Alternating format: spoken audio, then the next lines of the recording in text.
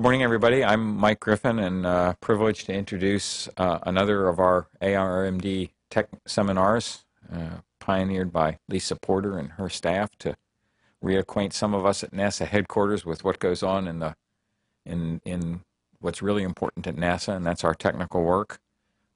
These seminars, I'm told, are also doing quite well throughout NASA at our field centers, where people watch them in real time or on tape. So I'm pleased we're doing these things. Thanks, Lisa. Today's seminar is by Paul Danahy, who received his bachelor's in mechanical engineering from University of New Hampshire in 1989, and then got master's and doctorate degrees in mechanical engineering from Stanford in 91 and 95, respectively. His PhD thesis work was experimental and was completed at the Combustion Research Facility at Sandia National Labs in California. Between 1995 and 2000, he worked in the physics department at the Australian National University in Canberra, first as a postdoc and then as a faculty member. Since 2000, he's been working at NASA Langley Research Center, where he is currently in the Advanced Sensing and Optical Measurement branch of the Research and Technology Directorate. He leads research teams studying hypersonic flow and supersonic combustion. He's an associate fellow in the AIAA and represents NASA on the AIAA Aerodynamic Measurement Technology Technical Committee. He's produced over 100 publications, including 30 of them in peer-reviewed journals, and in the past 6 years has won 2 Outstanding Paper Awards and a Best Paper Award from AIAA technical committees. None of those are things I ever won, so I'm impressed. And Paul, real pleased to be introducing you for your topic today. Thank you for being here.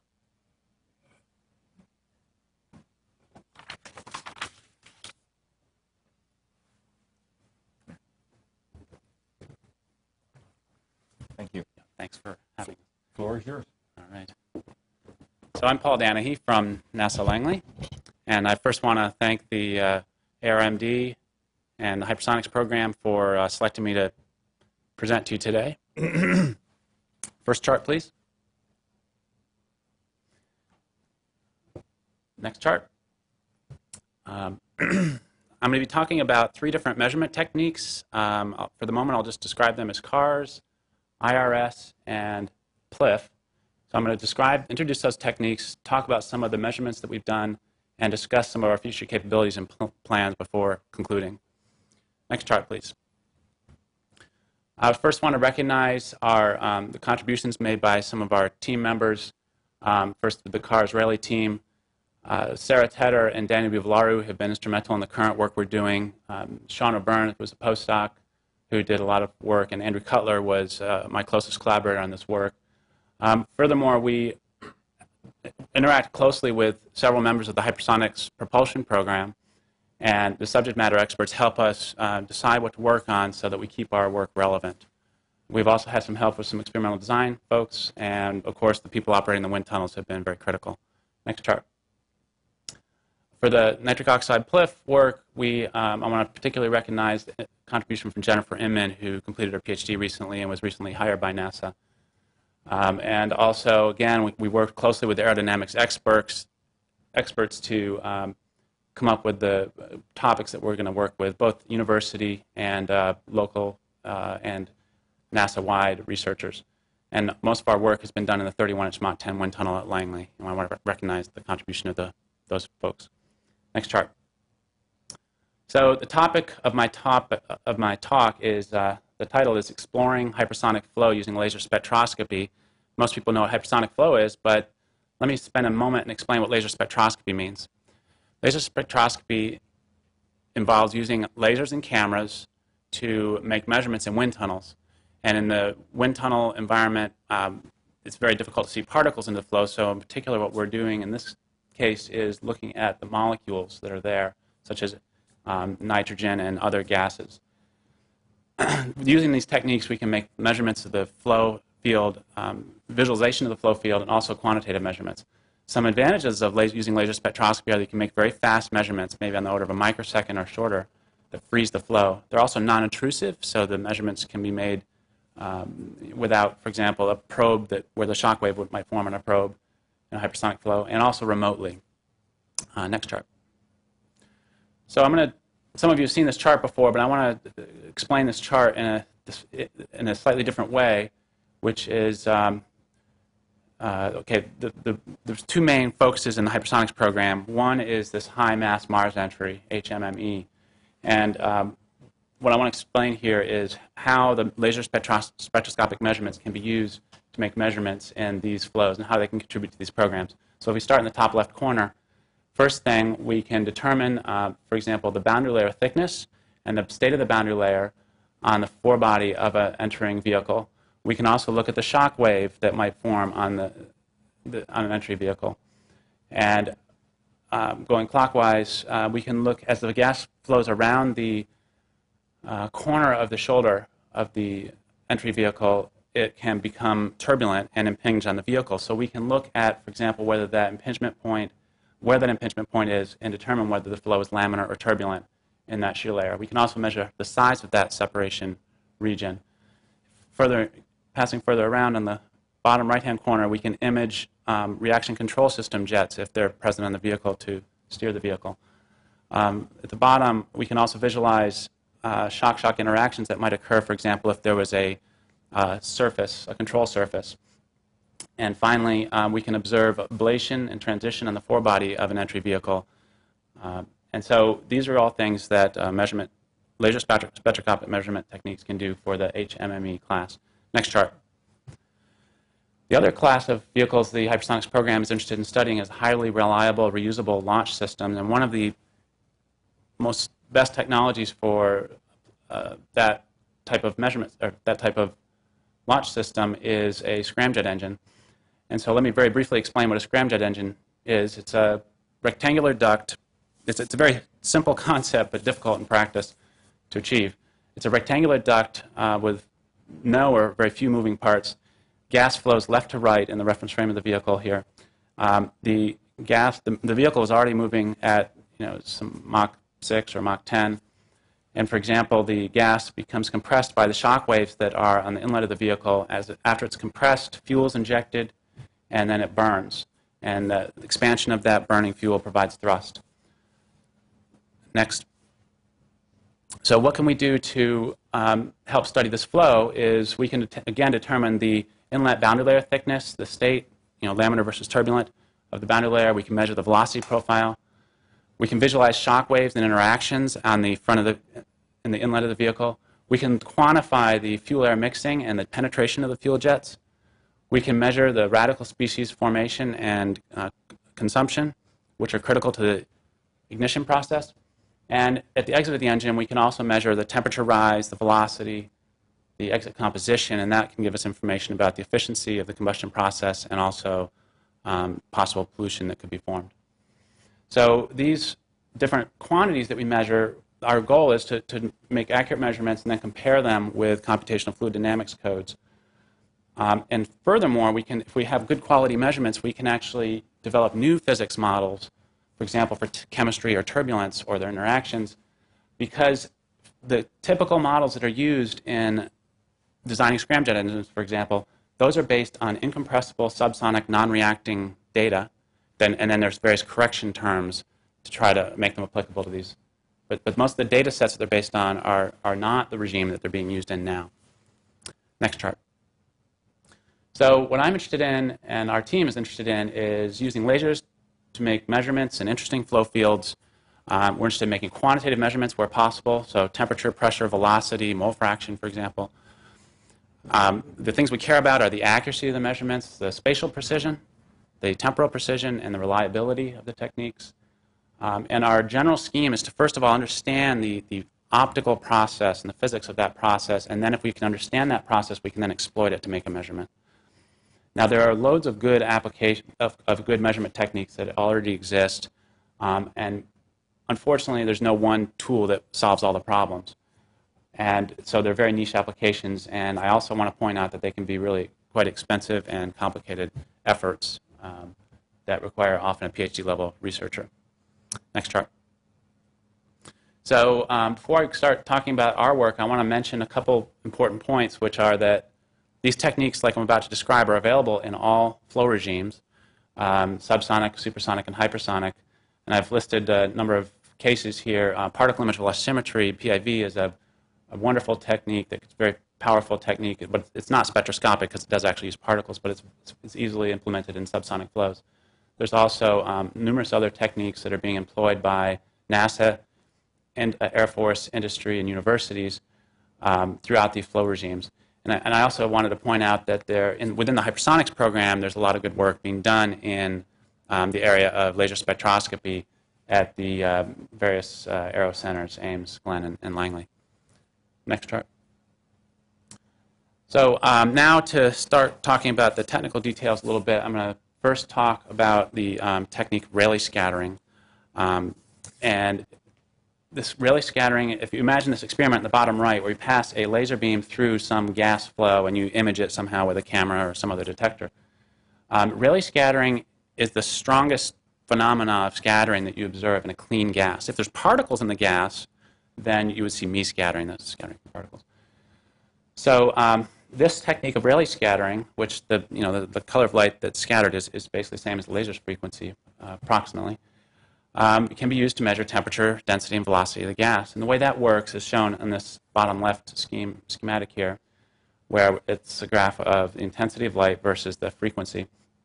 And if the narrow peak on the left, if we think of that as the laser's frequency, then the scattered light from the Rayleigh scattering is going to be spectrally broadened by thermal motion of the molecules. And if there's a velocity of the gas, it will be Doppler shifted. And also, so that you can measure the velocity from the Doppler shift, the temperature from the width of the spectrum, and the height of the spectrum can tell you the density of the gas if you know the composition of the gas. So that's a powerful technique, and I'll be explaining that in more detail later. Next chart. Raman scattering is a similar process to Rayleigh scattering, but whereas Rayleigh scattering is, maybe one photon out of a million gets scattered, Raman scattering is even weaker, maybe another 100 or 1,000 times weaker. But during a Raman scattering event, the energy of the molecule changes. So if we draw an energy level diagram, and first of all, if we think about our molecule, our nitrogen molecule there, it's a molecule that can rotate, it can vibrate, and it has an electron whizzing around the outside. Now, during the process of scattering, the energy of a molecule can stay the same, and that's Rayleigh scattering. And it's represented by an arrow incident and outgoing arrows of energy that are the same energy. If during the process the molecule gains a little bit of energy, it starts rotating a little faster, for example, then the scattered light, the photon, is redshifted. And if the molecule slows down, then some of that energy has gone into make that photon a little bit bigger, and you get a blue scattered photon. So Raman scattering is another very powerful technique which is able to make quantitative measurements, species concentrations, for example. Next chart. So Rayleigh and Raman scattering are linear processes, and scattering is in all different directions around the laser beam. The technique I want to talk about now, CARS, is a similar process involving some of the same physics, but scattering is into a laser-like coherent laser beam. And it's kind of like magic. You put in 3 laser beams and you get a 4th one out. So the big advantage of this laser-like beam is that in a facility, for example, like a scramjet engine where you have a ducted flow and you have windows, you can have much better optical access. You can have much better, higher signal intensities collected through small windows because of this laser-like beam that can propagate out. Unfortunately, it's a more complicated technique. So the way this works is, so it's coherent anti-Stokes Raman scattering, CARS, and it involves a sequence of these Raman-type processes. The first one is called a Stokes process, and the second one is an anti-Stokes Raman process. And basically all 3 of these, the first 3 laser beams, 2 reds, 2 greens and 1 red, are there coincidentally in time, and it generates this 4th beam, which is blue. Next chart. So how we do that in the laboratory is we take 3 laser beams, say 2 greens and 1 red, and they're all collimated, and they pass through a lens which focuses them to a small point. At that point in the flow, our species of interest is there, for example, nitrogen, and those beams interact with that nitrogen, and it produces a 4th laser beam, which is blue. And if we make the red beam a spectrally broad beam and the green beam monochromatic, then we get a spectrally broad blue beam coming out. Next chart. If we disperse that spectrum on a spectrometer, then we see spectra that look like these. These are actually calculated spectra. And if we look at the top right-hand graph, if we hold the concentration of nitrogen constant in this calculation and vary the temperature, you see that you start out at low temperature with just one spike in the spectrum. At higher temperature, additional vibrational bands are populated, and therefore we can actually determine the temperature from the measured spectrum. Below that, we see that if we hold the temperature constant and vary the concentration of nitrogen, the relative amplitude of this background and the peak change, and therefore we're sensitive to composition. So what we do is we take an experimental spectrum, and then we have a calculation that is, we have a library a library of spectra that we use to do a best fit, determine our temperature and concentration. Next chart. And I also just want to show one quick result showing you that we try to do measurements in a calibrated environment, so we know we get the right answer when we compare with a thermocouple, for example, and so we trust that we're getting valid results. We make measurements in flames and furnaces. Next chart. So the first results I want to show you are in a scramjet combustor model, which is was selected by a NATO Research and Technology Organization working group. They chose this configuration as a benchmark data to provide CFD validation in about 2000, which was the year I was hired.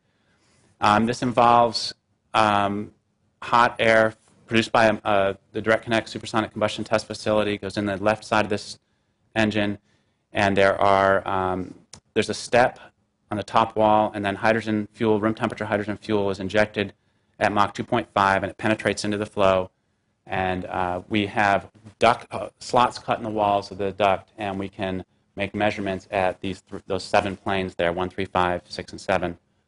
And we have it's a point-wise technique. What we do is we have a stepper motor system that moves that point to different locations in the flow. So one challenge we have is that it's very time-consuming to make these measurements, and so it takes a whole day of operating the wind tunnel just to obtain one plane of measurements. Another challenge we have is that once we go into this facility, there are these submarine doors that have to be locked up after we get everything running, and we can't go in again until the end of the day. So we have to be able to design for that, have our remote operation of our optics. A third big challenge is, for safety reasons, we have to flow outside air through the room. So if it's 90 degrees and 90% humidity outside, that's what you have inside. And if it's snowing outside, it's snowing on your lasers. So it's a real challenge. Next chart. We use a formal design of experiments approach using the normal methods of randomizing, replicating, and then fitting response surfaces to the measurement points. Each one of those grids that you see is a series of thousands of points showing where we've actually made the measurements. And using this design of experiments approach allows us to defend against systematic errors, and also we've calculated that we can get the same accuracies using this compared to the conventional approach, but we can do it by acquiring 5 times less data. So, next chart. So here we see a cutaway view of our duct where flow is coming from the top left to the bottom right, and it's the same combustor I showed you a moment ago. So at plane 1, these are temperature maps. Plane 1, we see a nice uniform temperature coming into the combustor. Between planes 1 and 3, the fuel's been injected, so that blue spot there is cold hydrogen fuel. That fuel penetrates, but it hasn't burnt very much, even by plane 5. And then between planes 5 and 6, it really starts to burn. And particularly it burns in the top and in the bottom of the jet and a little bit of an annular region around it. And that process just continues down to the last measurement station. Next chart. So after we did those measurements, that was successful, but we also wanted to be able to have species concentration measurements simultaneous with these type of temperature measurements. So we've changed our approach. Instead of using the conventional broadband cars method I explained previously, we switched over to dual pump cars, which was invented by Bob Lucht and co-workers. So with dual pump cars, all you do is swap out one of those green beams for a yellow beam, which is shown there on the top of the bottom chart. Next chart. So by using the combination of the red and green beams, we can still probe nitrogen, which was the species we were probing before, And it actually doesn't matter what color that third photon is in that Carr's scattering process, it still generates the fourth photon. Now, but by looking at the combination of the yellow and the red beams, we can now probe oxygen because their frequency difference corresponds to oxygen, the Raman resonance of the vibrational state of oxygen, that is. And then again, it doesn't matter what color that third photon is. The green works just fine.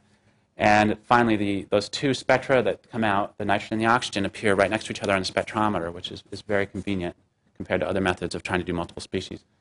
So, and then when we tried this in the laboratory, we found out that there are also some hydrogen lines naturally present that are located there as well. So using this approach, we could look at nitrogen, oxygen, and hydrogen. And for hydrogen combustion, that's most of the, well, there's also water, but that's most of the species of interest. Next chart.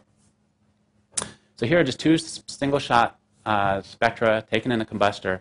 If you look at the top right-hand corner, that's kind of a typical warm air spectrum showing nitrogen, the big peak, and the smaller peak is oxygen. The chart on the left shows, again, the nitrogen is hotter now. There's extra peaks showing there, the vibrational peaks. And then those really skinny peaks are hydrogen. So one spectrum, we can measure those, and then we can fit for those species concentrations. Next chart, and temperature. So this shows one slice across the duct where we've scanned our measurement point across the duct at one distance downstream. And if you look at the chart on the left, it's showing the raw data and the a fit to the data of temperature versus distance across the duct. And when you look at that, you say, gosh, that's noisy data. Well, that noise that we're seeing there is what we're interested in measuring. That's the turbulence in the flow. That's not caused by a measurement instrument. If you look in the top right-hand corner of the left-hand chart, that 4 sigma, that error bar that I've shown there is 4 sigma of our measurement uncertainty, basically. So what you're seeing, the scatter that you see in that chart is the turbulence that we're actually there to measure. If you look at the right-hand chart, you see the hydrogen concentration in green, the nitrogen concentration in blue, and the oxygen concentration going all the way to 0 in the center of the duct in red. Next chart. So this chart just shows a comparison between the measurements made and presented in 2002 with the measurements made and presented in 2004 using this same, using the two different methods, one the conventional Carr's technique and then the other one's a dual pump Carr's technique. And they're very similar temperature maps, which was comforting to us that we saw the same thing measuring 2 years apart. Next chart. But this new measurement also had the measurement of temperature in nitrogen and oxygen and hydrogen. So if we look, for example, at the nitrogen map, we again see the fairly uniform flow coming in. Then we see where the nitrogen's been displaced by hydrogen in plane 3. Plane 5 is propagated further down. And plane 7, we see that if you look at the scale on the left side of the charts, that some of the nitrogen actually made it all the way to the center of the flow. That's showing that nitrogen has penetrated, air has penetrated all the way to the flow, to the center of the fuel jet. If we look at the oxygen, on the other hand, again, we see the same jet penetration, but when we get to plane 7, that, if you look at the color bar there, that actually goes to 0. So the oxygen, all at the center of the flow, has been consumed. And this makes sense. Next chart. So this chart is showing a list of people who have requested our data sets for computational fluid dynamics validation. And it's a number of different research groups, including, Sandia National Labs, various industrial within the United States, and many different universities. And the two I've highlighted with arrows there, they're actually using these data to create new turbulent transport models for combustion. Next chart, please. So the continuation of that experiment is going on right now, or the continuation of this technology. And what we decided to do after that highly three-dimensional flow that we just described, we wanted to simplify things and do an axisymmetric flow, but take a lot more data in those smaller location, smaller domain, thereby producing higher estimates of the uncertainties, or improved estimates of the uncertainties in the flow, in particular with the fluctuations. So in addition to measuring temperature and mole fraction, we also wanted to measure two components of the flow velocity. And so that opened up a new opportunity for us to develop more instrumentation. And this project of this unconfined axisymmetric reacting flow is also co-supported by the Department of Defense and NASA Hypersonics program. So we're looking now at a Mach 1.6 nozzle issuing into an ambient air in the Direct Connect Supersonic Combustion Test Facility at Langley. We have the option to flow through that co-flow a hydrogen jet, and we can actually produce stoichiometric fuel air mixing in that jet. And then on the right-hand side of that shows an infrared image of the resulting flow field. Next chart. So we're doing CARS spectroscopy just as we have previously, and that's represented here, the beams kind of coming up from the bottom and passing where the CARS signal is collected at the top of this, top left of this chart. But we're additionally adding this instrumentation, interferometric Rayleigh scattering, so that the Rayleigh scattering light is being collected by this lens that's shown there, and that green cone is showing the cone of light that's being collected. So with the Rayleigh scattering, we can measure two components of velocity.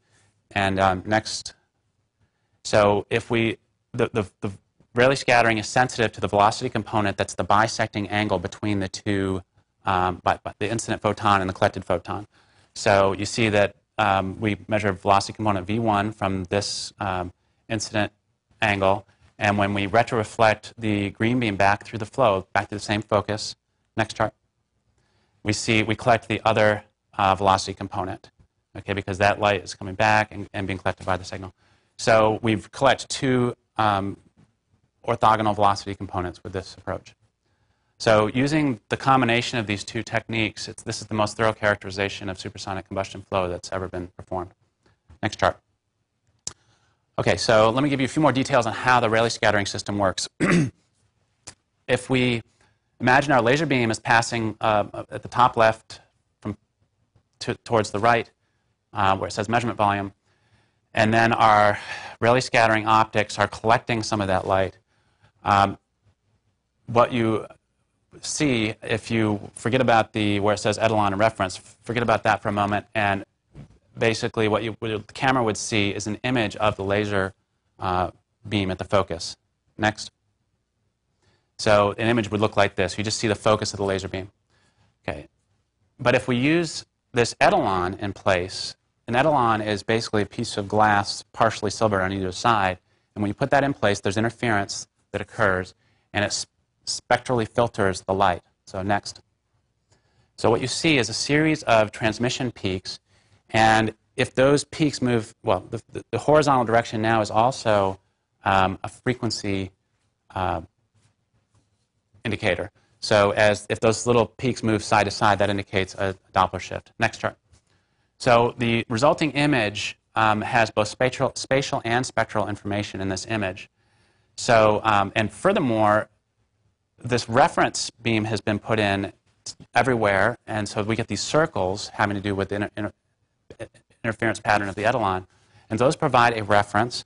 And so when these little blobs that you see there, which are from the laser beam scattering, when they move relative to the reference, that determines the Doppler shift. Next chart.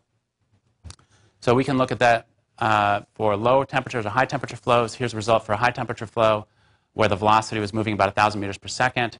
And we take spectra and process them, fit them with some Gaussians or some other sort of measurement system, and we can measure the Doppler shift. For example, on the right-hand graph there, V2 is showing a Doppler shift to the right relative to the reference. And so when we look at two different components of velocity, we spatially separate them on the detector so we can figure out which is which. Okay, and so the accuracy of this technique is around 10 to 40 meters per second in high temperature conditions, depending on the temperature, which is 1 to 4% of the velocities that you're interested in measuring. Next. So we've implemented this most recently in a mobile instrument because we didn't want to have to put our lasers in there in the snow and the humidity. So we built up and we also wanted to be able to develop it in the laboratory and then bring it to the facility later and then get it back to the laboratory in one piece. So we have this double-decker optical cart set up with a YAG laser on the bottom, pumping some dye lasers and a broadband dye laser up top. Next chart. Next chart. And here's a picture of the system. It's on wheels, and it all closes up for laser safety. And again, the YAG laser on the bottom, the gas or the light propagates to the top, and then off to the right-hand side where it says output mirror up to the facility, it sends the light up. And we're actually installed in the basement underneath the facility for just to make it easier, so we have access to the lasers during the operation of the test. Next chart.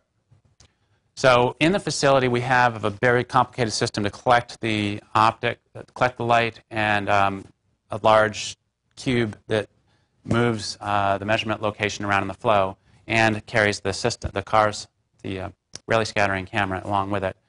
And that's shown schematically here, the laser beams coming in, focusing, and signal going off to the left, and the Rayleigh scattering optics to the right. This is set up in the direct connect supersonic combustion test facility. Next chart, please. This is a very busy picture showing how that's set up. The facility flow is actually coming from the left-hand side where it says flow direction, and it goes exhaust to the top center of the image. And on the right-hand side, you can see where it says IRS, EMCCD. That's the Rayleigh scattering collection optics, and all these beams are the stepper motor system that moves the measurement around. Next chart.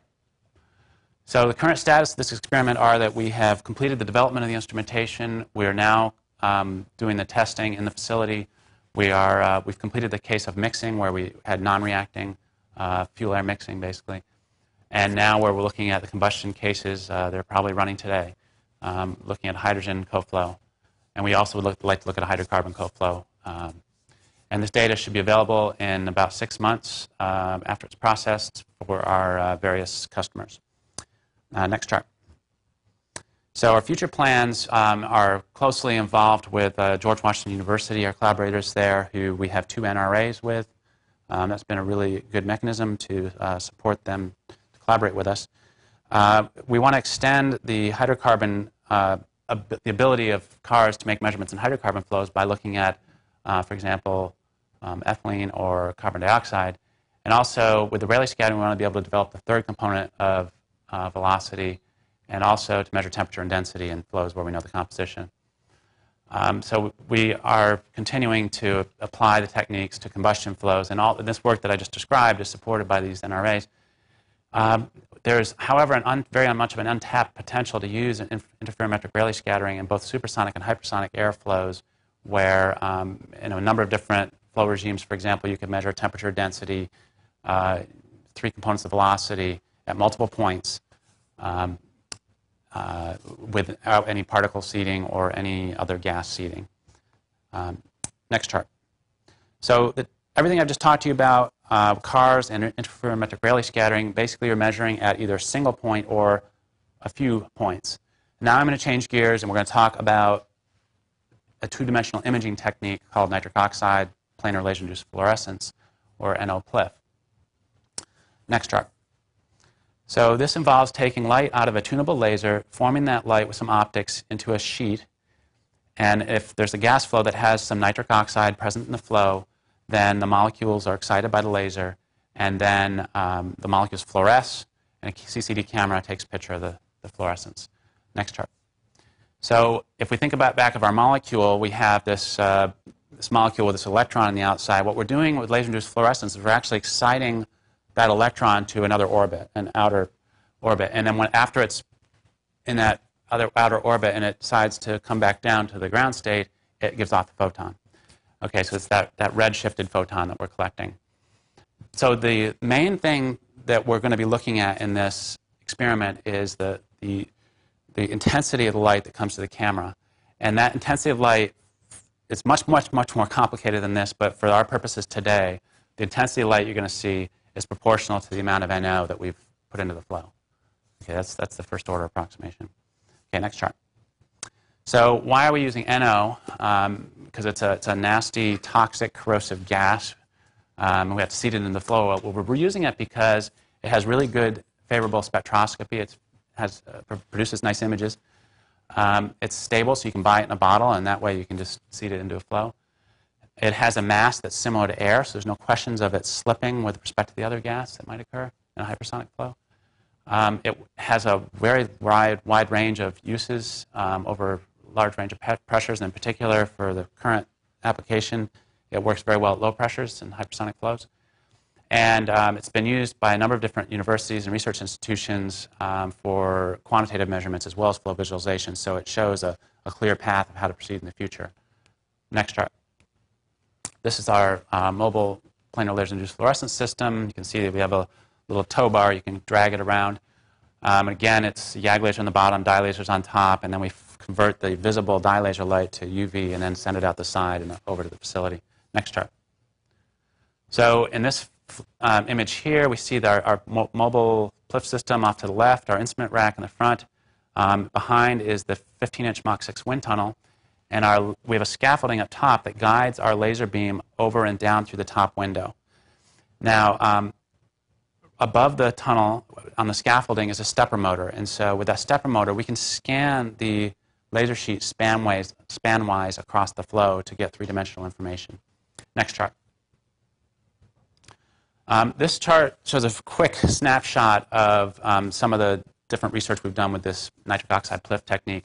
We were supported by the Return to Flight program between 2004 and 2006, which I'll show some of that work.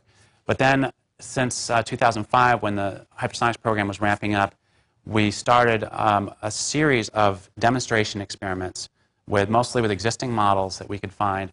And I'm going to be showing you a lot of those, maybe one chart at a time, of these different demonstration experiments we've done. Next chart.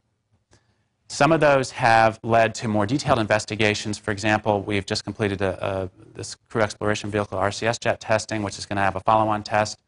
And also some of the work led to more hypersonics-funded work, which was in this detailed flow over trips. So those three things I've highlighted there, I'm going to be explaining, detailing a lot more in the following charts. Next chart. So I'm going to do this by kind of application area, even though most of this work was, with the exception of this particular topic, has been supported by Hypersonics. Okay, so this is the wing leading edge breach investigation that got us started on working with the folks in the Hypersonics area. Next chart. So for this problem, what was needed was an ability to measure the flow patterns that would be internal to the wing of the space shuttle if there was a puncture in the wing. The question is, if there's a small hole, if it's a microscopic hole, then maybe you don't need to repair it because it's not going to cause any damage. If it's a huge hole, well, some other decision's going to have to be made. But in the case of an intermediate-sized hole, they want to be able to predict what damage might occur on the inside of the wing of the space shuttle. If there was some strut that the jet might be impinging on, or something that would cause the vehicle to fail, then they'd have to do a repair. So they wanted to come up with a more quantitative understanding of this problem. And in particular, the thing they were really interested in is knowing whether the flow was going to be laminar or turbulent given a certain damage scenario. And the prior range of uncertainty before starting this experiment was about a factor of 10 in the Reynolds number, that they didn't know if the flow was going to transition. And they thought it was probably mainly just Reynolds number effects.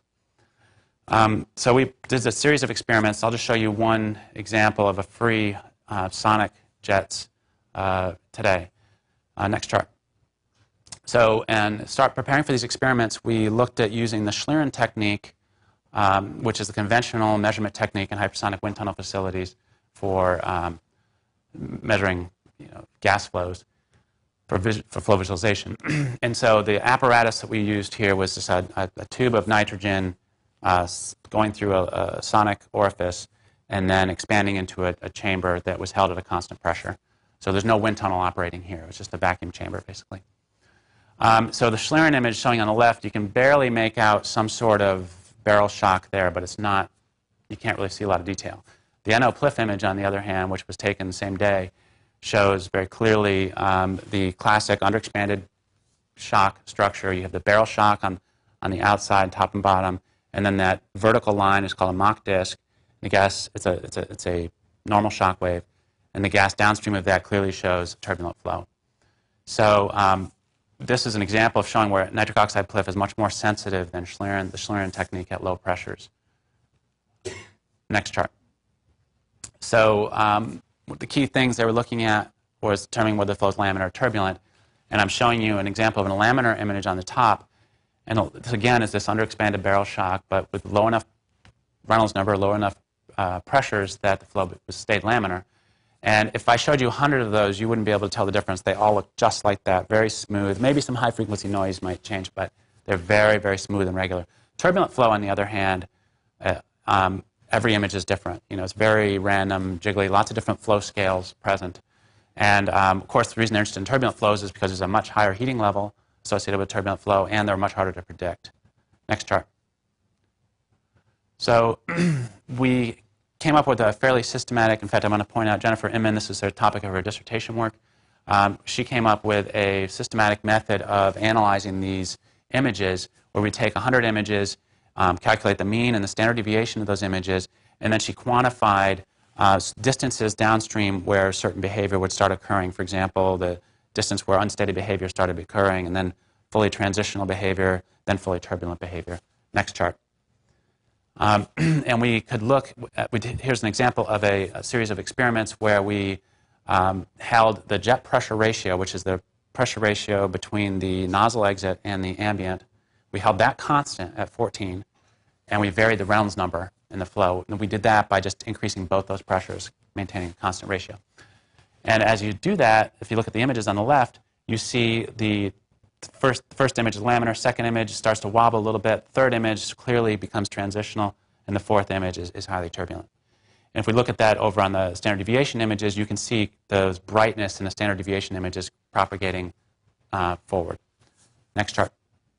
So by doing this with hundreds and hundreds of different runs, and then coming up with some clever scaling parameters, Jennifer was able to come up with a correlation that not only told them which flows became turbulent, which Reynolds number. It wasn't as simple as just a particular Reynolds number, because it turned out that the flow became turbulent depending both on the Reynolds number and on that jet pressure ratio. So it was more complicated than had been anticipated. And she was able to come up with this correlation that showed them how far downstream of the nozzle exit the flow became turbulent. And Boeing uses this data to determine which flow model to invoke when they are calculating a damage scenario. Next chart. So in addition to just that useful data that Boeing can use, we also were able to look at the physics of the transition process by, for example, if you look in the bottom right-hand corner, some of the jets started to wobble the top and the bottom of the jet together, and that's kind of a sinuous mode. It looks like a little sine wave. If you look to the left, the top and the bottom of the jet are kind of opposite sign, and you kind of pinch off little blobs. I think some people call it the sausage mode. And then if you look at the top, there's this azimuthal mode that when we looked at the top images, it wasn't immediately apparent what we were looking at there. But by scanning our laser sheet sideways through this laminar flow and then reconstructing later, we could see these star patterns in the cross sections. And those star patterns do lead to turbulence, transition to turbulence as well. So this is a nice data set that hopefully we can glean some more transition information out of. Next chart. So the impact of this work has been that, of course, that these correlations that we've developed allow Boeing to determine for a given impingement distance and angle whether the flow should be laminar or turbulent in their calculation, and also it identified some of the transition mechanisms that are causing these sonic and supersonic jets to transition. Next chart. Okay, so now I want to move on to work that's been supported by hypersonics, but was motivated by the Space Shuttle Return to Flight program. I mean, I personally look at the Space Shuttle as a neat hypersonics problem with all kinds of interesting issues that make for good hypersonics experiments, such as cavity flows, gap filler, perturbations, and looking at the leeward wake flows. So next chart. These measurements were performed in the 31-inch Mach 10 wind tunnel at Langley. It's a blowdown tunnel. It can run for about a minute. We take images, 10 images per second, so we can document a lot of different activity during one run. It's a very nice facility to work in. There's no snow in this facility. Some rain, but no snow. We have big windows on the top, side, and bottom, and the model's injected from the fourth side of the tunnel. And we can get our cameras nice and close to this and get good magnification. Next chart. When we first get our images off our camera, they look like this. And if you're like most people, you'll say, well, gosh, I have no idea what I'm looking at here. So we use this technique called virtual diagnostic interface, which has been developed at Langley. And we convert these images, first of all, we might average some images, put a false color table on to enhance the contrast a little bit, and then render them on a computer model. Next chart. And then you can see more clearly what your experiment was. In this case, a challenge was from one of the researchers, can you visualize the aft body, the leeward side flow on a lifting body?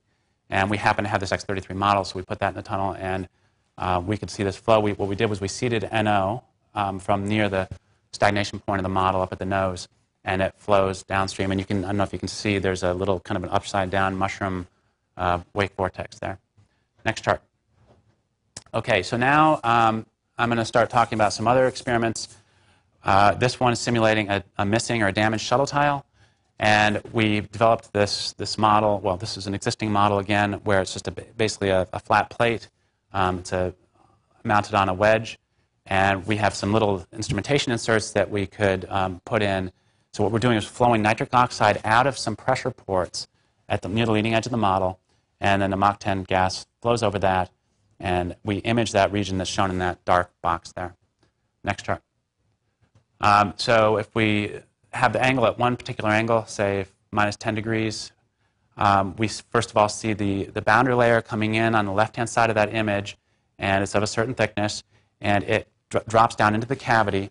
And because our laser sheet is passing into the cavity, and our camera is actually above the cavity looking down, we can look into the cavity and see what's happening in there. So the flow, as you see, as it reaches the right-hand side of the image, it's impacting on the back wall of the cavity, and then keeps going. If we change the angle of the plate just 5 degrees, we first of all see the boundary layer got thicker, and then notice at the exit of the cavity, the gas seems to have missed that far corner. It seems to be skipping over the cavity. And also, it was notable that there were, and for this one experiment, this was a one-day quick experiment, but we didn't visualize any shock waves, which indicates to me that it could be that it's all subsonic flow in there. Next chart. Another experiment motivated by shuttle was to look at the turbulent heating to look at the flow patterns generated by these gap fillers, and there were rectangular and triangular gap fillers oriented 45 degrees to flow, which were poking out, and they could cause severe heating to the vehicle, which could have caused some problems. So on this particular mission, they were actually pulled out because they were very close to the nose of the vehicle. Next chart. Further to motivate this topic, there's the high volt experiment in the Hypersonics program, hypersonic boundary layer transition, which is a fundamental experiment where they're looking both at smooth wall on one side and flow over discrete trips on the other side, and a flight experiment that's going to occur this year. Next chart. So to model this in the wind tunnel, we took that same flat plate I spoke of a minute ago, and we replaced that instrument module and drilled a little hole in it, plunked a little triangular piece of metal in there, and again, we're flowing NO out of the center line of the model. Next chart, please click on the figure. Actually, go back one. Click on the graphic, the movie. Thank you. And this shows our view of imaging. Okay. So shows the area that we're imaging, and the flow again is left to right up over this trip. Okay, next chart. So if there's no trip present, then we see a nice laminar flow across the flat plate. With the trip present, the flow is laminar, and then just downstream it starts to wobble a little bit, and then it becomes highly transitional, but pretty organized in nature. Next chart. So the image I just showed you was with the laser sheet perpendicular to the flat plate. These images I'm going to show you now is where the flow is parallel, the laser sheet is parallel to the flat plate. So we're now getting a plan view or a top view of this. So, and also we've changed now, instead of flowing out of these holes, we're flowing out of a slot. So it's like a 2.5-inch wide slot there in this image. And so this is, again, a case with no trip, flows from left to right. And at first what we see is a kind of uniform flow, and then it starts developing into these tubes, or these tubular structures. And then if you look at the far right-hand side of this image, we see some corkscrew structures. Next. And we can zoom in on those corkscrew structures. So this is just some natural transition on a flat plate. Next chart. Okay, so we then put that triangular gap filler in. Again, this is a top view instead of the side view that we were seeing before. And we see the flow along the bottom of, so again, flows left to right. The flow along the bottom of the trip is staying laminar all the way across that image. The flow on the top side of the trip gets pushed way up, out along the boundary layer, and then it develops into these vortices, which first of all, one vortex will start turning into a corkscrew, and then it will often get the other vortex moving in sync with it. And next chart.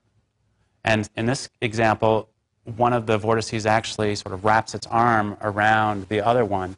And so we're seeing some interesting flow patterns here. And note that that mechanism of transition seems to be different than the transition that's occurring directly downstream of the trip, where the kind of the right-hand bottom side of that right image, where it seems to have a different flow structure. So we're starting to be able to get at the real physical,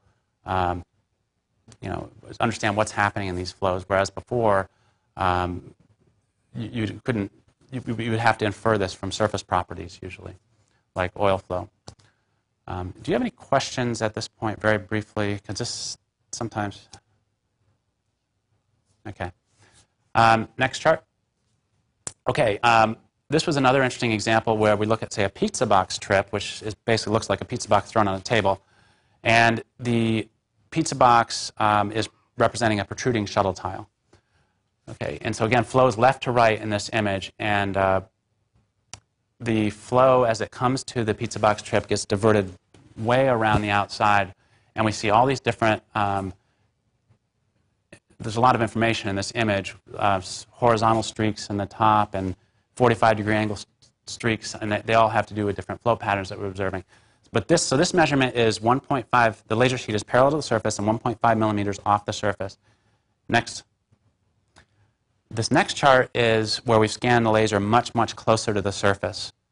And so one of the things you see is scatter off the surface. Some of these horizontal lines that you see in this image are where the different joints in the model go together, and you're seeing some scattered light. But the dominant thing I want to show you here is that the flow is laminar right at the surface. So 1.5 millimeters off the surface, turbulent. Right at the surface, it's laminar. Next chart. So the next series of experiments were supported by the Hypersonics program and focused primarily on the Hypersonics program, looking at planetary anti-wakes, capsule shear layers, and some ablation and boundary layer flow control. Next chart.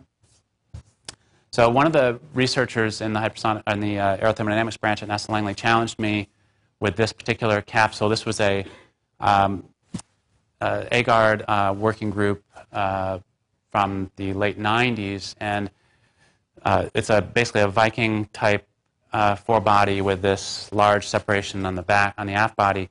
And his frustration was that in order to measure the flow with hot wire to determine if it was laminar or turbulent flow in the past, he had to do a separate run at each position in the flow. So it took him many, many runs of the tunnel to probe out this wake flow, determine if it was laminar or turbulent. And with these densities, Schlieren wasn't able to do a good job of visualizing these flows. So I wanted to show him that in one image, we could determine that this flow was either laminar or turbulent. And so what we did was we attached a tube to the sting, the support, and we supplied a little bit of nitric oxide in the wake flow, and it redistributes very quickly. It's very vigorous back there, and then it very clearly marks the difference between the recirculating flow in the separated region and the gas that's flowing over the top. So we see if you look at the top left image, the flow is kind of, that line is kind of straight, and then it starts to wobble, and then it becomes turbulent downstream. Next chart.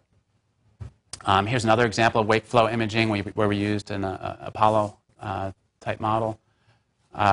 We were again seeding NO along from a tube, and that we took a series of images like the one shown on the left, and we scanned our laser beam across the span-wise across the flow, and then reconstructed the images later in software, and it showed up these nice this sort of mushroom pattern that would be expected for flow over a capsule with a point source of seeding. Next chart. Then we tried, instead of seeding just the wake flow, we said, well, it would be nice to be able to visualize the shear layer in the flow that just marks the separated flow region and the gas passing over the top. So we took the pressure port that was closest to the shoulder of the cone at the top of the model there on the forebody and seeded a very low velocity of NO out of that, and it very clearly delineates the laminar shear layer on the top of the model. If we increase the flow rate by a factor of 5, you see the figure on the right, where we're actually get this kind of crazy transition where it's transitional on top but laminar on the bottom. So this is useful for just marking where the shear layer is. Next. But that also gave us the idea that maybe we could demonstrate, simulate localized ablation where if there was a certain spot on the model that was getting an excessive amount of heat transfer, it might act as an ablation source localized. And so we did this following experiment. We just did this a couple weeks ago. The NO is being flowed out of the center port of the heat shield. And at low flow rate, we have a nice laminar flow. At high flow rate, we can force the flow to become turbulent. And we could actually measure the critical flow rate that would cause the flow to become turbulent. Next chart.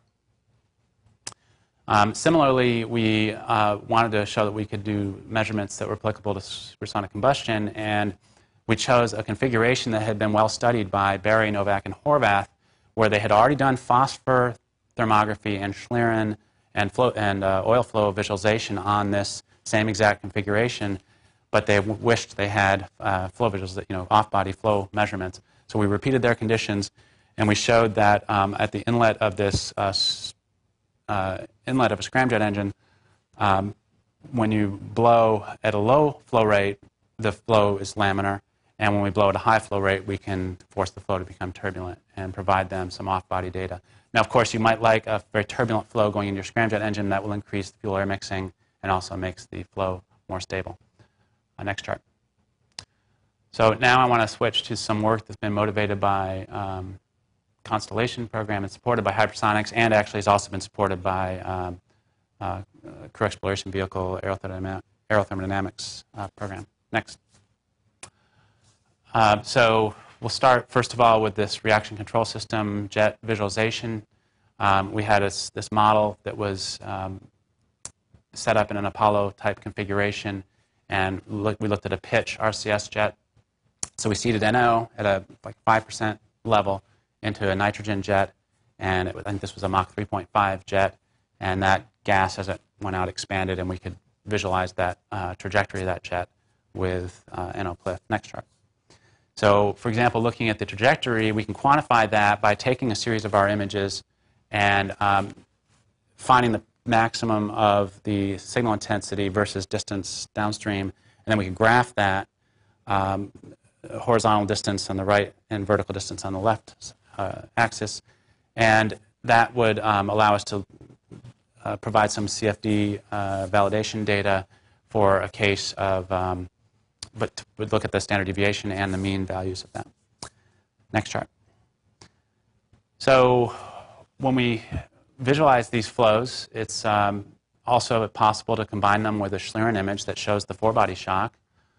And that's a useful thing to do. But we still had the question with that RCS jet, why did it come up and then hang a right? Next. Well, it's because there's a shear layer there. And next.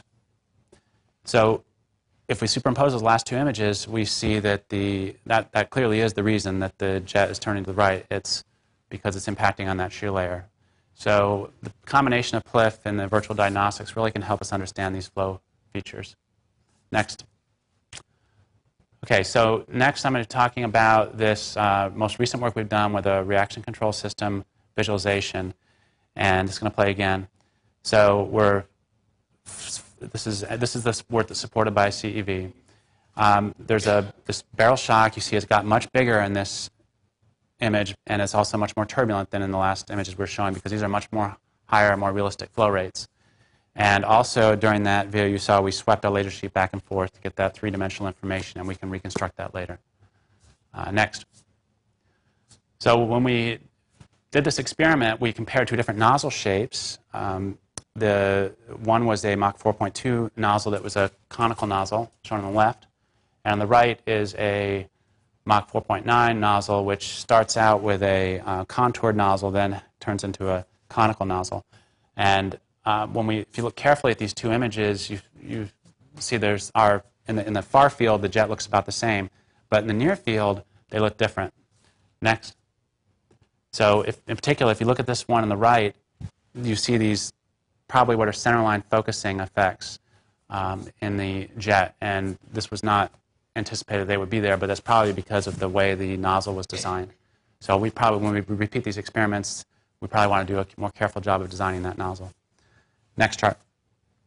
Okay, and we can also look at the shear layer visualization in this latest round of testing for CEV, where as we increase the flow rate of nitrogen out of the jet and we visualize a shear layer, we can see that push that shear layer further and further out, thereby showing us the aerodynamic implications of using these RCS jets. Next chart. So another topic of interest is the crew exploration vehicle compression pads. There are going to be these special materials used at certain locations on the crew module where it adjoins the surface module, so that the place where they're going to connect. And because of the type of material is different, there'll be differential ablation. It's possible that they will either ablate, well, that they'll start out as like a recessed region, and then if they ablate slower than the material around them, then they'll end up poking out and being a protrusion. So we modeled this in our facility by taking our same flat plate that we looked at before and inserting 4 millimeter, 2 millimeter, 1 millimeter cylinders and also 1 millimeter cavity and looking at the flows downstream of those. And I'm just going to show you results from the 4 millimeter trip and the 1 millimeter trip. Next chart. Again, these can cause transition, and that's the concern, and increased heating. So with the 4 millimeter trip on the left, we see that the flow coming in is dramatically diverted around, and there's some interesting structures here. Just straight downstream of the wake, there's quite a bit of activity where you can see some shear layers and other flow patterns that will be interesting to compare with computations. And in the 1 millimeter trip on the right shows a much less of an influence. The boundary layer thickness in this case was around 1 millimeter. So clearly it's forcing the flow to transition as well. If we can then look at the side view of the 1 millimeter trip flow case, it's shown there on the right, and it shows how high those structures are penetrating out beyond the laminar boundary layer thickness that was there. And also it's showing where the flow right near the plate is staying laminar further along than the flow further out. Next chart. Okay, so now I want to switch to talk about some of our future work. We're going to be improving our system, and we've received some support from the NASC to do that, and also from the Hypersonics program. And I'll also talk about some of the quantitative data we hope to get with the PLIF technique. Next chart. So with our current laser system, we're getting a new laser system that's going to have about 10 times higher output power. It's going to open up some new opportunities for us. It should be more reliable because it's actually supported. The one we've been using right now is from the 80s, and I found it in the basement someplace. So it's good to be able to have that support to upgrade everything. We're also, NASC has given us a grant a project to improve, to make a duplicate system for PLIF, and that will allow us to make measurements in the lab with one system while the other system's installed in the facility. Also, with two systems, we should be able to take the technology to additional facilities. For example, the 20-inch Mach 6. The arc-heated scramjet test facility at Langley is particularly of interest to me because it already has nitric oxide in the free stream. We would not have to seed nitric oxide into that flow. And furthermore, we could take the systems off-site to make measurements with some of our other partners. We are also getting a new camera for the velocimetry, the work I'm going to explain in a moment. Next chart. So the velocimetry, there's two different capabilities we're going to be developing, velocity measurements and temperature measurements. For velocity measurements, the way this works is that a thin pencil-like laser beam excites some molecules, and then you just wait to take the picture for 500 nanoseconds, and during that time, the gas is moving, and so it moves over a few millimeters, and you have a high magnification camera, and you can take the picture, and you just calculate the velocity from the distance moved over the time delay. And we have previously demonstrated this at the Australian National University when I was there, and we've also been working on that at NASA Langley, and with this new camera, we should be able to do this on every pulse of the laser. Next chart. Also, PLIF can be used to make temperature measurements, and this is again work done at the Australian National University when I was there. It's flow over a cone, and you see the top right-hand corner. There's showing the region that's been imaged, and by selectively exciting different spectral lines of nitric oxide, one can probe low-lying quantum levels and high-lying quantum levels, and then doing some manipulation of those images to provide a temperature map, as is shown here. And the accuracy on that should be around 5%. Next chart. Another activity I want to point out is that we have an NRA at Ohio State that they're developing a very fast measurement system. Our images I've shown you are all taken at 10 hertz, so each image is uncorrelated with the previous image. It's, a football field's worth of gas goes by between those images. Whereas this system, it can put a pulse out every 5 microseconds, for example, and take images at that same rate, maybe to take 20 images. So we'll be able to get time-resolved movies of not only just flow visualization, but they're proposing to do velocity and temperature measurements as well. Next chart. So looking back at this, this kind of big picture chart, I want to just revisit this and point out that there's a lot of different offshoots, a lot of possible follow-on experiments that we can use this technology on. A couple of them planned, but the others are just possibilities at this point. But I think there's a lot of contributions that we can make. Next chart.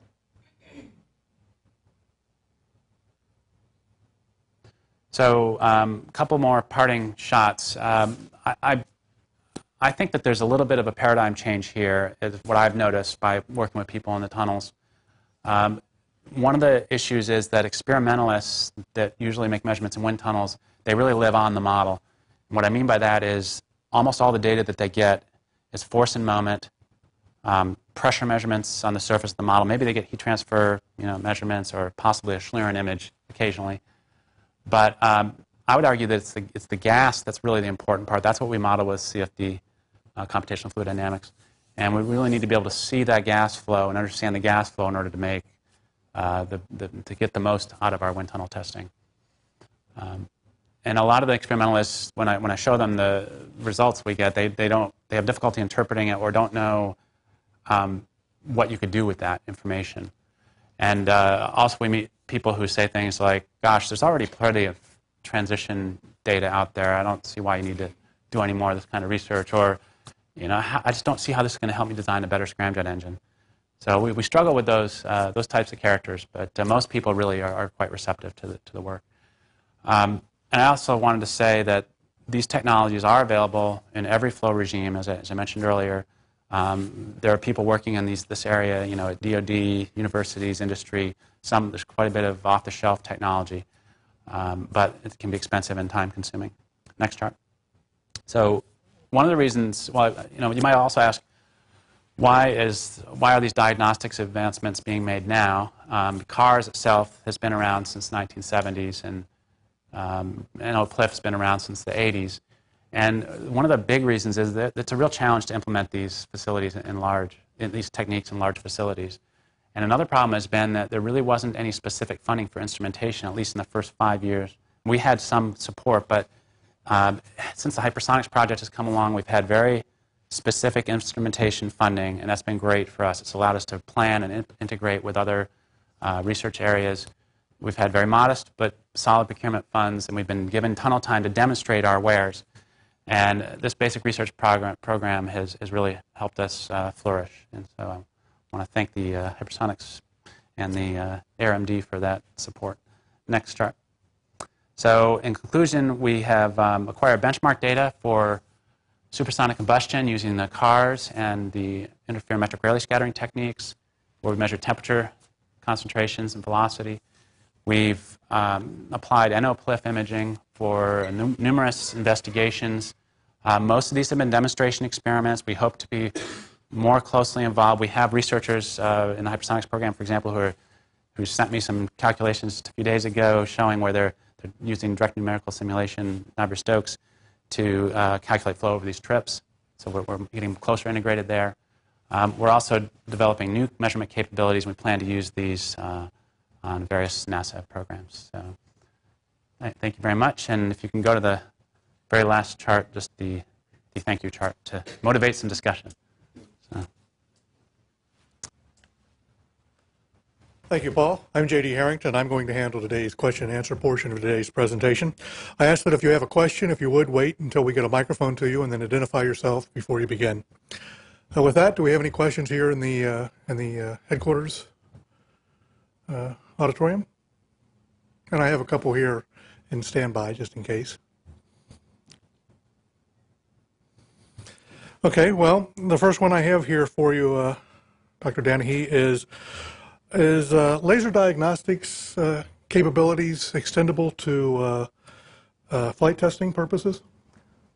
Yes, there's been a pretty strong effort at the Air Force in the last year to use a technique which I had the acronym up there on the screen. It was tunable diode laser absorption spectroscopy.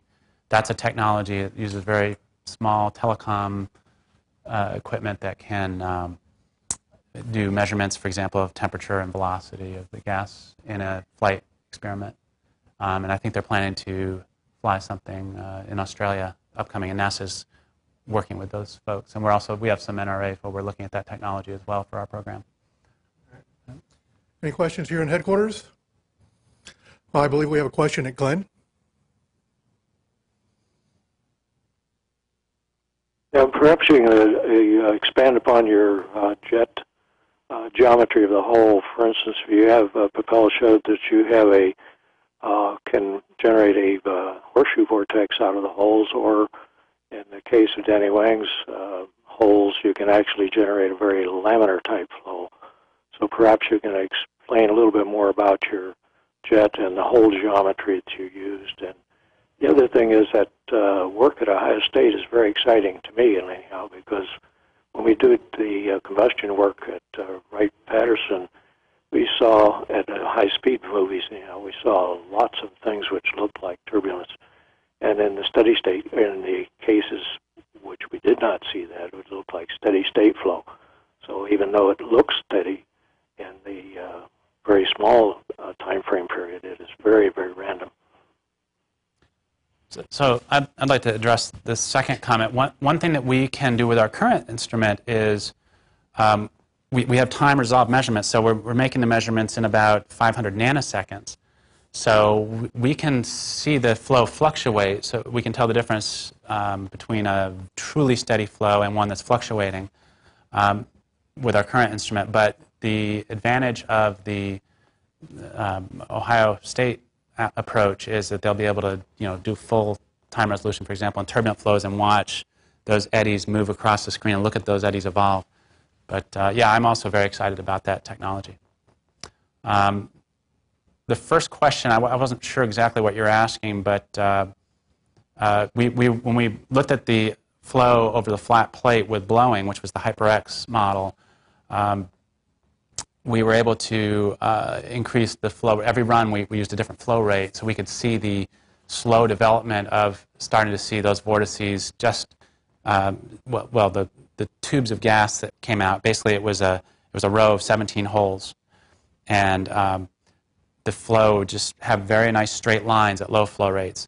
At higher flow rates, they'd have straight lines, and then they'd start to wobble a little bit, and as it go higher and higher, those wobbles move back up further upstream, and finally downstream you start to see a lot of transitional or turbulent structures until that last image I showed you the two limits in that one image, and the last one is very, very turbulent flow. So that work will be reported at the Seattle AAA conference next summer. One more go around here. Headquarters. Hi, Paul. In your challenges slide, or your concluding slide at the end, you talked about, and actually you addressed this earlier in your talk, about some of the issues with employing these diagnostics in large facilities. Could you say a little bit more, perhaps, beyond the optical access concerns you expressed, some of the issues associated with characterizing the free stream flow? And in order to do quantitative measurements, you really have to know what is entering the test article that you're doing the measurements off-body about. I'm not sure I understand your question. I mean, we can measure the free stream flow with, for example, Rayleigh scattering and airflow or some other measurement technique. There's a laser-induced thermal-acoustics technique being developed at Langley, and they use that, for example, in the unitary plan wind tunnel to measure the velocity and the free stream of the flow. So we can characterize the free stream conditions. We could use cars to characterize the temperature and concentration in the free stream. But we don't need to know necessarily what the conditions are in the free stream in order to make a measurement in another part of the flow. Is that what you're asking? No, not so much your ability to make the measurement, but your ability to do proper analysis on that, because the free stream chemistry may be very different than what might otherwise be assumed unless a proper characterization is done up front. Yeah, it's pretty important to understand what you've got coming in to the, and that's one of the reasons we made an effort to, for example, with our combustor measurements, we did a measurement upstream of where the fuel was injected, which, yeah, we try, and if you look very carefully at that data, you see that there was a bit of non-uniformity in the composition left to right in that facility, and we're not sure why that is, but when I showed that to Randy Voland, who was one of the lead researchers on the HyperX program, that was the one thing he thought was most interesting about the whole data set was the variation in the incoming flow conditions. But we have not yet taken this technology to a really difficult environment like the 8-foot high temperature tunnel at Langley. That's going to be a real challenge if we, and I would like to do that, but that's another order of magnitude harder than what we've been doing so far. Just the shaking alone will be a real challenge. I believe we have one more question out at Glenn. Yeah, I'd just like to follow up on that one. I'm interested in your injection hole itself, the geometry of the hole. How many L over D? Is it sharp edge? Does it have a lip on it, or what's characteristic of the hole? The holes were very small. I'm trying to remember. I don't offhand remember the diameter of the holes, but they were produced using an EDM, and I think there's a plenum underneath, and then there's this hole of through a material of some thickness, which I could provide to you if you want to send me an email. In fact, as I said, we're gonna write up those results. Those were very preliminary results. We just got those a few months ago, and I just showed you a couple pictures from them. But I can't really give you a lot of details right now. But I'd be very happy to do that at another time. All right, I have one more question here that was given to me this morning that I found intriguing, Paul. Experimental and computational methods have their uncertainties. How do you address these in the validation process of this research? Yeah, that's a good question. We really do ask the computational people to look at their uncertainties as well. I mean, we have various uncertainties that we might have in our experiment. It might be systematic errors or random errors. Of course, if you have random errors, you can just take more data and drive those down to a smaller level. But the systematic errors are really the big challenge. You want to try to address those by improving your instrument. But one of the things we can do, for example, by measuring, and going back to the case of the supersonic combustor, if we measure the fluctuations in the temperature or the velocity coming into our combustor, that really helps the computational people narrow down their uncertainties. So that can be very helpful. But you're right, when we go to make comparisons, we really have to scrub everything and make sure that both experimentalists and the computational people are really being very careful about reporting their uncertainties, and hopefully you'll learn something by making that comparison. Sometimes you make the comparison and you still don't know, and sometimes you say, gosh, let's find another technique, measure this with another technique so that we can be sure it wasn't just that the measurement technique was bad. So that can be very helpful. That's another reason why we need that large list of techniques, is because you need to have redundant measurement capabilities to be able to really be confident of something. All right, we'll go around one more time. Any questions here at headquarters? We have one over here in the corner. Thank you. Hi, Paul. Vicki Crisp. The flow visualization is very helpful to the researchers to understand what's going on. And you talked about future work is going to look at the quantitative measurements. Are there particular barriers that you have to overcome in order to access that quantitative data? I'm not sure that you address that. Yeah, the reason why I only showed like 3 big experiments with the cars and Rayleigh scattering, and then with the PLIF, I showed, 20 or so different experiments we've done, is because it's just easier to take flow visualization. It's just point and shoot, practically. I mean, there's more to it than that, but when you do a quantitative measurement with something like PLIF, you have to check the linearity of your camera and your photodiode you're using to measure laser energy, and you have to have control over the seating of the NO, make sure that stays steady. And there's like this whole extra Pandora's box of issues that you open up when you try to do quantitative measurements. That is, you have to have control of all those things. Whereas it's pretty easy just to get flow visualization. So that's really what it is. It's very time consuming to, and then when you do that, you then want to do a furnace measurement or something, so you can confirm that you've with some accuracy that you have a measured parameter that you can hang your hat on. So yeah, it's a lot harder to do. That's the biggest thing. And actually, we planned to do quantitative work much earlier than this, but we had so much success with just the flow visualization and people encouraging us to do more of that we've really focused on the flow visualization. But I have a new student who's starting up, and he's going to be working on the temperature measurements, and our new hire is going to be working on the velocity measurements, and so we're really excited about that. Yeah. All right. Any other questions here in the audience? All right, with that, we'll conclude today's presentation. I'd like to thank everyone for joining us today, and in particular, Dr. Paul Danahy for his time from the Langley Research Center. Thank you. And with that, if you'd like more information about any of NASA Aeronautics programs and projects, go to the web at www.aeronautics.nasa.gov. Thank you.